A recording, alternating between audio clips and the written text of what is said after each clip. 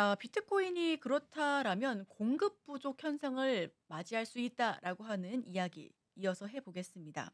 캐시우드 아크 인베스트 CEO는 기관 투자자의 유입이 증가하면서 비트코인의 2030년 목표가가 150만 달러에 이를 가능성이 높다라고 보고 있습니다. 아까까지는 40만 달러에 이를 수 있다라고 긍정적으로 낙관적으로 보고 있다라고 하더니 여기서 캐시우드 아크 인베스터 CEO는 150만 달러에 이를 가능성이 높다라고 더 공격적으로 높게 잡고 있는데요. 비트코인은 2월 4일부터 10만 달러 저항선을 돌파하지 못하고 있습니다. 다만 우드는 기관들이 비트코인을 새로운 자산 클래스로 인식하면서 포트폴리오에 포함하려는 움직임을 보여주고 있다라고 뒤따라서 설명하고 있는데요. 우드는 기관들이 비트코인을 새로운 자산 클래스로 인정하고 있으며 또 아크 인베스트 보고서에 따르면 연평균 성장률 58%를 기록하면서 150만 달러, 기본 예상 시나리오에서도 40%를 적용하게 된다면 71만 달러, 최악의 경우에는 21%로 좀 낮게 잡더라도 30만 달러까지는 반드시 도달할 가능성이 높다라고 제시를 하고 있는 겁니다. 내소의 시장 분석가 일리아 칼체프는 비트코인이 10만 달러를 명확하게 돌파해야 추가 상승이 가능하다라고 추가적으로 좀 덧붙이는 말을 하고 있고요. 그렇지 않게 된다면 9만 5천 달러까지 하락할 가능성이 높다라고 분석하고 있습니다. 현재 거래소에 남아있는 비트코인은 250만 개에 불과해 공급 부족이 발생할 가능성이 있어 비트코인 가격 상승에 대한 긍정적인 시나리오가 다시 한번 또 반짝 불을 켜고 있다라는 점, 가격 상승에 대한 기대감이 높아지고 있다라는 점 참고해 보시면 좋겠습니다. 자, 이어서 다음 소식입니다. 비트코인만 계속해서 이야기를 나눠봤는데, 물론 오늘 현재 시장에서는 이더리움과 리플, 그리고 도지코인, 스위코인, 에이다 등등 기타 알트코인도 상승 흐름을 굉장히 크게 보여주고 있거든요. 다만 비트코인과 알트코인 간의 격차가 커지고 있다는 점을 말씀드려 보겠습니다. 비트코인은 9만 6천 달러 선에서 안정세를 유지하고 또 지금 현재는 9만 7천 달러를 웃돌고 있는데 알트코인은 대규모 매도 압력을 보여주고 있다라는 소식입니다. 시가총액이 2,340억 달러 증가했죠. 다만 최근 몇 주 사이 알트코인은 크게 하락했습니다.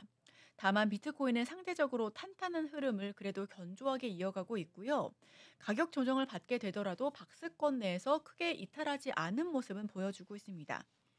지난주 비트코인은 급락한 이후에 반등에 성공하면서 9만 6천 달러 선에서 거래를 하고 있었고 또 트럼프 대통령의 대캐나다, 멕시코, 중국 관세 부과 위협과 강달러 현상이 지속되면서 막대한 자금이 비트코인으로 유입되며 안정성을 유지하고 있습니다. 반면에 알트코인들은 좀 사뭇 다른 모습을 보여왔었죠. ETF와 관련된 이슈들이 있긴 했지만 그럼에도 불구하고 강한 매수세를 자극하지는 못했습니다. 알트코인들은 낮은 채택률과 불확실한 시장 적합성 문제로 급격한 매도 압력에 시달리면서 지난 2주간 시가총액이 2,340억 달러 증발했습니다. 다만 이번 조정은 과거와 비교해서 상대적으로 덜 극단적이며 시장 붕괴 당시보다는 완화된 수준으로 평가가 되고 있고요.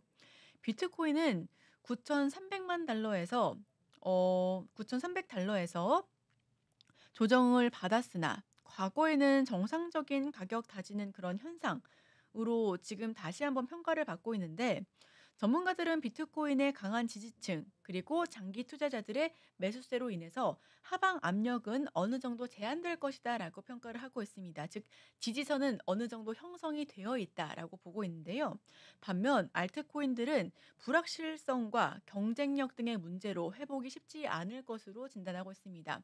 지금 현재 오름세를 보여주고는 있지만 언제든지 차익이 또 나올 수 있고요. 비트코인 같은 경우에는 강력한 지지선이 형성되어 있지만 다른 여타 알트코인들은 해당 지지선이 확인이 좀 어렵기 때문에 이 명확한 확인이 어렵기 때문에 추세적으로 계속해서 반등의 실마리가 나오고 있는 모습을 저희가 좀 확인할 필요가 있다라는 부분을 추가적으로 확인해 주시면 좋을 것 같습니다. 자, 이어서 비트코인은 회의적이었었던 JP 모건 체이스의 의견 역시도 들어보겠습니다. 미국의 대형 투자 은행이죠. JP 모건이 최근 제출한 13페이지 정도의 보고서를 통해서 약 50만 달러 규모의 비트코인 익스포저를 공개했습니다. JP 모건 같은 경우엔 사실 좀 부정적인 의견을 굉장히 많이 피력해 왔었던 글로벌 IB인데요. 이는 소규모 투자지만 기관 투자 확대의 긍정적인 신호로 해석이 되고 있습니다.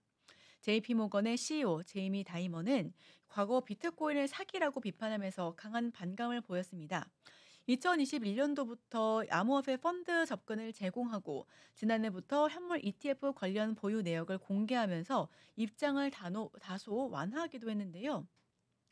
이와 함께 계속해서 좀 긍정적인 사인을 보여주기도 했고요.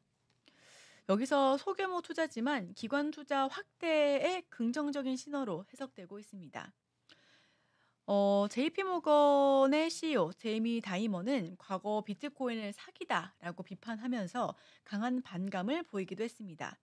2021년부터 암호화폐 펀드 접근을 제공하고 지난해부터 현물 ETF 관련해서 보유 내역을 공개하면서 입장을 다소 완화했는데 현재 JP 모건은 ETF 발행사의 공인 참여자로 활동을 하고 있으며 암호화폐 시장에 직간접적인 영향을 미치고 있습니다.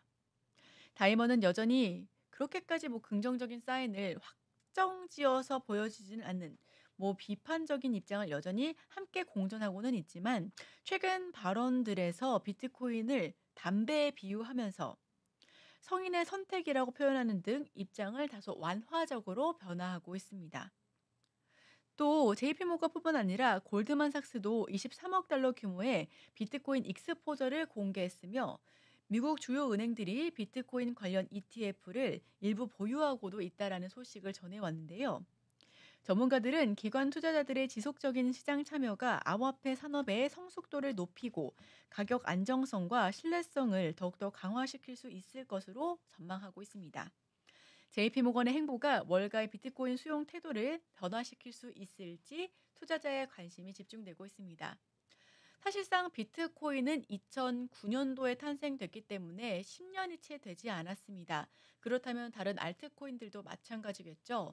비트코인은 2008년 글로벌 금융위기로 인해서 계속해서 이 중앙은행들의 탈중앙화 현상에 대한 그런 논란이 지속되고 있었는데 다만 여기에서 착안을 해서 중앙 집권적인 것보다 탈중앙화로 인해서 오히려 이를 역이용해 우리 모두가 시장을 참여하고 또 시장 참여자에 의해서 블록이 형성되는 그러한 디지털 자산을 만들어 보면 어떨까라고 해서 사토시 나카모토가 2009년도에 고안한 디지털 화폐입니다.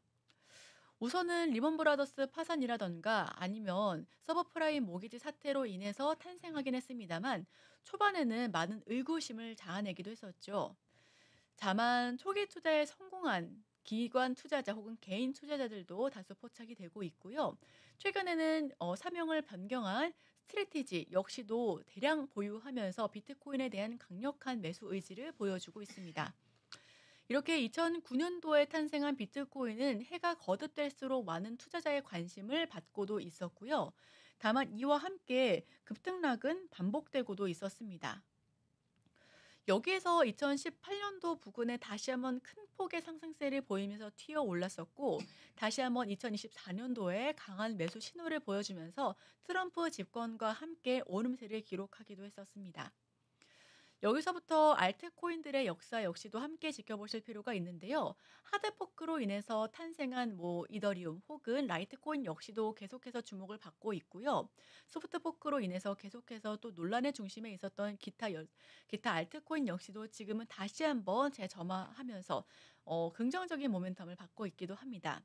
다만 우리 역시도 대장주 삼성전자 혹은 미국 같은 경우에는 매그니피센트 세븐을 조금 더 주목하고 있기 때문에 역시나 비트코인 즉 암호화폐 시장에서도 대장주격으로 움직이고 있는 비트코인이 강한 매수세 그리고 강한 상승세, 강한 매력적인 투자처로 보여지고 있었는데 최근에서는 비트코인이 많이 오르기도 했었고 또 가격 역시도 크게 높아지고 있었기 때문에 상대적으로 저렴한 알트코인으로도 매수세가 확인되기도 했었습니다.